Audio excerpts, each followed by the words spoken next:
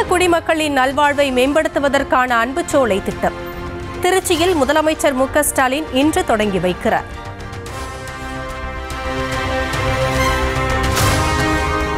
புதுக்கோட்டை மாவட்டத்தில் 767 கோடி ரூபாய் திட்டப்பணிகளை இன்று தொடங்கி வைக்கிறார் முதலமைச்சர் மு.க. ஸ்டாலின்.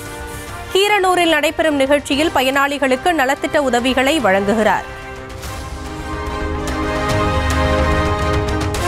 திருச்சி புதுக்கோட்டையில் நிகழ்ச்சிகளில் பங்கேற்க முதலமைச்சர் வருகை. திரளான கட்சி தொண்டர்கள் உற்சாக வரவேற்பு. அன்புமணியின் 100 நாள் தமிழக மக்கள் உரிமை மீட்பு பயணம் நிறைவு. திருப்போரூரில் தொடங்கிய நடைப்பயணத்தை தருமபுரியில் முடித்தார்.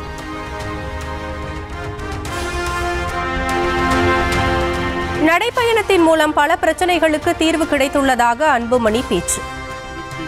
மகிழ்ச்சி. நான் நிறைய இந்த நடைப்பயணத்தில் நான் கத்துக்கிட்டேன். இந்த நடைப்பயணம் வாயிலாக நிறைய பிரச்சனைகளுக்கு தீர்வு வந்துடுச்சு.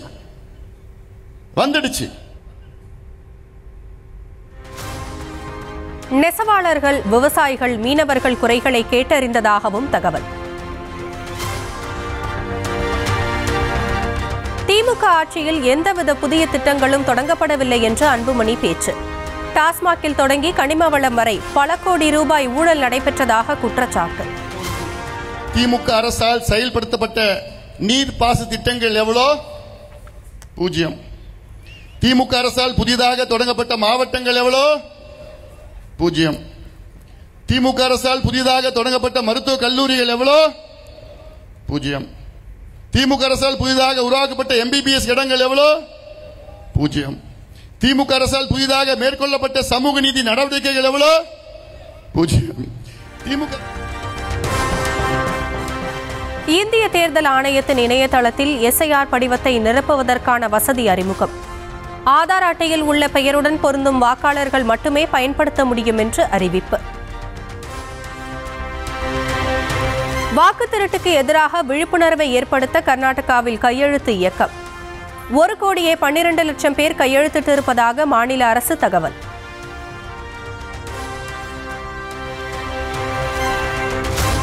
SIR மூலம் வாக்கு திருட்டு நடைபெறுவதாக கூறி டெல்லியில் இளைஞர் காங்கிரசார் போராட்டம். தேர்தல் ஆணைய சுவற்றில் பதாகை ஒட்டி எதிர்ப்பை பதிவு செய்தனர்.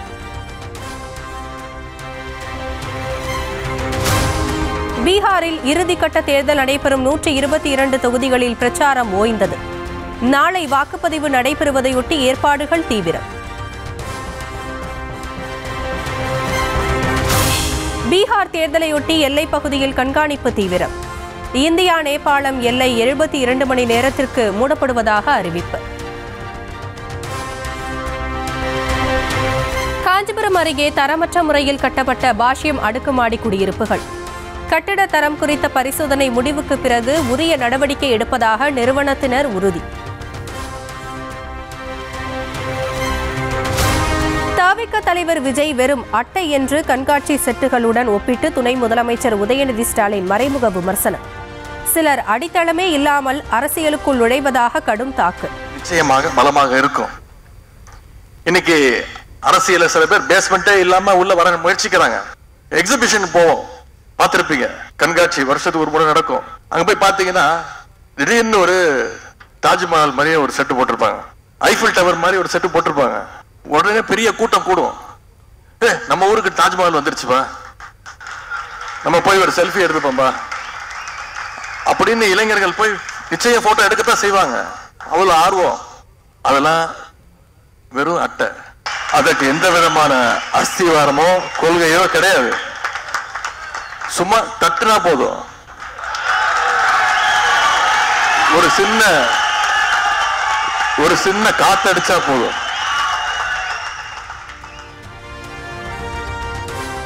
ராமேஸ்வரம் சங்குமால் கடற்கரையில் உள்ள கைலாய ஈஸ்வர் கோவில் கும்பாபிஷேக விழா. 800க்கும் மேற்பட்டோர் பங்கேற்று ஆடிய பவளக்கொடி கும்மியாட்டம்.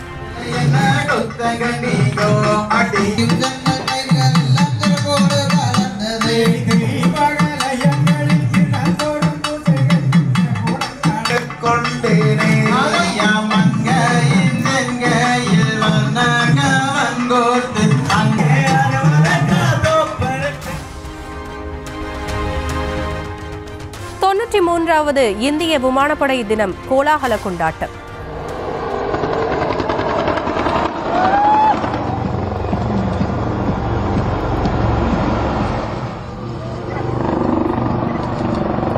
அசாமின் கவுஹாத்தியில் பிரமிக்க வைத்த ஹெலிகாப்டர்கள் வான் சாகசம்.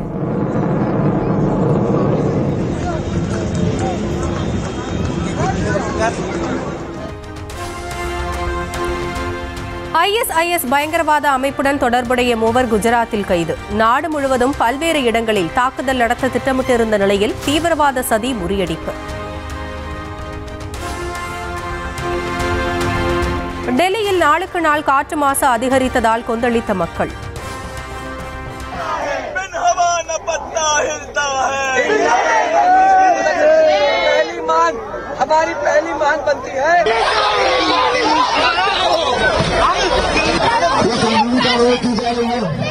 அரசு நடவடிக்கை எடுக்க தவறிவிட்டதாக கூறி இந்தியா கேட்டில் போராட்டம் நடத்தியவர்கள் கைது.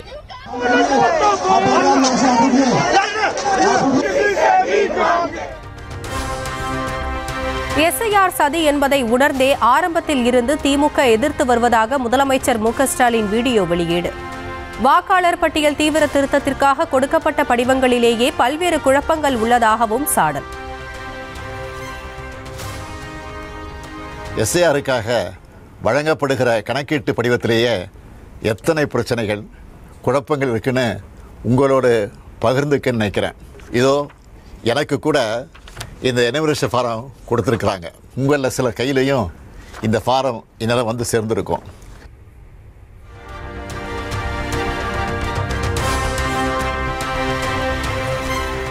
SIR என்ற பெயரில் நமது வாக்குரிமையை பறிக்கும் ஆபத்து வாசல் தேடி வந்துவிட்டதாக முதலமைச்சர் மு க ஸ்டாலின் விமர்சனம்.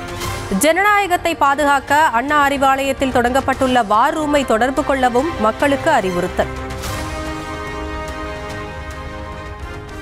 SIRஆல் பாதிக்கப்படுற அனைத்து பொதுமக்களும் நாங்கள் அறிவிச்சிருக்கக்கூடிய 806554 20020 என்ற உதவி எண்ணை தொடர்பு கொண்டு உங்கள் சந்தேகங்களை தீர்த்துக்கலாம். உங்களுக்கு தேவையான வழிகாட்டுதல்களை பெறலாம். தமிழ்நாட்டு மக்களின் வாக்குரிமையை காக்க திமுக உங்கள் தோழனா துணை நிற்க தயாராக இருக்குது. நம்ம வாக்குரிமையை பறிக்கக்கூடிய ஆபத்து வாசல் தேடி வந்துடுச்சு. அனைவரும் ஒன்றிணைந்து செயல்பட்டு விழிப்போடு இருந்து தமிழ்நாட்டில் ஜனநாயகம் படுகொலை செய்யப்படாமல் பாதுகாப்போம். SIRஇன் சதி வேலையில் சிக்காமல் நம்ம வாக்குரிமையை நிலைநாட்டுவோம். சட்டம் ஒழுங்கு சீர்கேட்டில் தமிழ்நாட்டை தலைகுனிய வைத்துள்ளதாக திமுக அரசுக்கு எதிர்க்கட்சித் தலைவர் எடப்பாடி பழனிசாமி கண்டனம். அதிமுக ஆட்சியில் சிறப்பாக இயங்கிய காவல்துறை 54 மாத கால திமுக ஆட்சியில் தனது கம்பீரத்தை இழந்துள்ளதாக விமர்சனம். மக்களை காக்கும் சட்டம் ஒழுங்கின் தோல்வியால் தமிழகம் பாதிப்படைந்து வருவதாக திமுக அரசு மீது EPS குற்றச்சாட்டு. மத்திய தேர்வாணையம் அனுப்பிய பட்டியலில் இருந்து மூத்த காவல்துறை அதிகாரியை தமிழ்நாடு DGPயாக உடனடியாக நியமனம் செய்ய வலியுறுத்தல். தமிழ்நாட்டில் உள்ள 12,753 ரேஷன் கடைகளில் கோதுமை இல்லை என்று அதிமுக பொதுச் செயலாளர் எடப்பாடி பழனிசாமி குற்றச்சாட்டு. இம்மாதத்திற்கு 8,722 டன் கோதுமையை மத்திய அரசு ஒதுக்கீடு செய்தும் திமுக அரசு முறையாக விநியோகம் செய்யவில்லை என்று குற்றச்சாட்டு. நவம்பர் மாதத்திற்கான கோதுமை ஒதுக்கீடு முழுவதும் வரும் 15ஆம் தேதிக்குள் அனைத்து ரேஷன் கடைகளுக்கும் அனுப்பி வைக்கப்படும் என்று EPS குற்றச்சாட்டுக்கு அமைச்சர் சக்கரபாணி விளக்கம். உண்மை நிலையை புரிந்து கொள்ளாமல் எடப்பாடி பழனிசாமி எல்லாவற்றிலும் அரசியல் செய்ய வேண்டாம் என்று வேண்டுகோள். தம்மை இன்னும் குறிப்பிட்ட சாதிக்குள் முடக்க முயற்சிப்பதாக திருமாவளவன் பேச்சு. சாதி மதவாத சக்திகள் ஜனநாயகத்தை சிதைக்க பார்ப்பதாகவும் குற்றச்சாட்டு.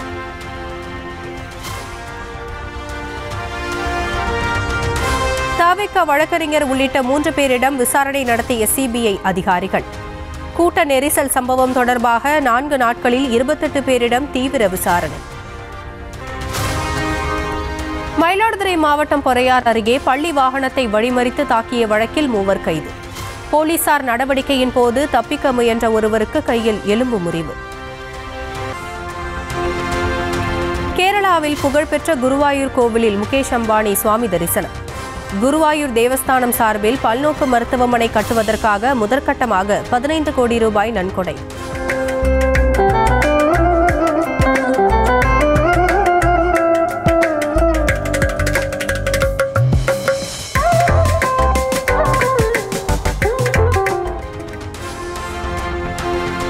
நேருவும் இந்திராவும் கடந்த காலத்தில் தவறு செய்திருப்பதாக காங்கிரஸ் எம்பி சசி தரூர் பேச்சு.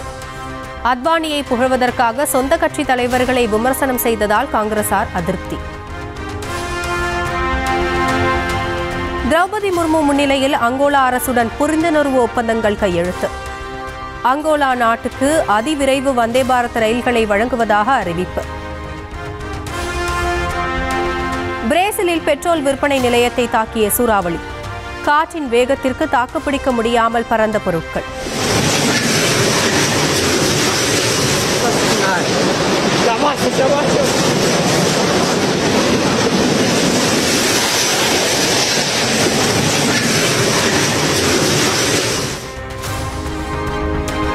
ஜப்பானில் சக்தி வாய்ந்த நிலநடுக்கத்தில் குலுங்கிய கட்டடங்கள். சுனாமி எச்சரிக்கை விடுக்கப்பட்டதால் மக்கள் பீதி. இரட்டை அர்த்த வசனங்கள், கட்டிப்பிடி காட்சிகள் கொண்ட பிக் பாஸ் தமிழ் நிகழ்ச்சிக்கு தடை விதிக்க கோரி தமிழக வாழ்வுரிமை கட்சியின் மகளிர் அணியினர் ஆர்ப்பாட்டம். திருவள்ளூர் மாவட்டம் செம்பரம்பாக்கத்தில் பிக் பாஸ் படப்பிடிப்பு தளத்திற்கு வெளியே வேல்முருகன் தலைமையில் முழக்கு.